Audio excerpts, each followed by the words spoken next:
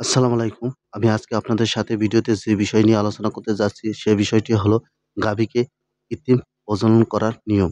আমরা যে দেশি গরুকে কিভাবে কৃত্রিম প্রজনন করব?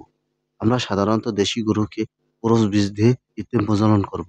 এতে আপনার গরুর বাচ্চা অনেক ভালো হবে এবং খাবারের খাওয়ান খরচও খুব কমে যাবে। কেননা অতিরিক্ত বেশি বড় জাতের বীজ দিলে বা বেশি পার্সেন্টেজের বীজ দিলে এর রোগবালাই ক্ষমতা খুবই কম থাকে এবং খামারের কস্টিং খরচ বেশি হয় এবং এর গরুর দুধের জন্য গরুকে অতিরিক্ত দানাদার খাদ্য খাওয়াতে হয় এবং বাছুরকেও অতিরিক্ত দানাদার খাদ্য খাওয়াতে হয় এবং অতিরিক্ত যত্ন নিতে হয়।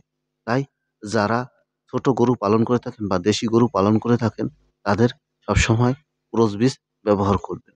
কিন্তু অনেক খামারি ভাই আছে যে রেড চিটাগং বীজ ব্যবহার করে। যদি আপনার গরুটি রেড চিটাগং হয় আর রেড চিটাগং এর যদি সঠিক বীজ দেওয়া হয়, তাতেও ২ থেকে ৩ লিটার দুধ পাওয়া যায়। যদি আপনি সঠিকভাবে খাইয়ে দানাদার খাদ্য খাইয়ে রাখতে পারেন, তাহলে আপনার দুধ হবে। আর আপনি যদি খাবার সঠিকভাবে না দেন, তাহলে দুধ হবে না। তাই আমার ভিডিওটি যদি আপনাদের একটু ভালো লেগে থাকে, প্লিজ সাবস্ক্রাইব।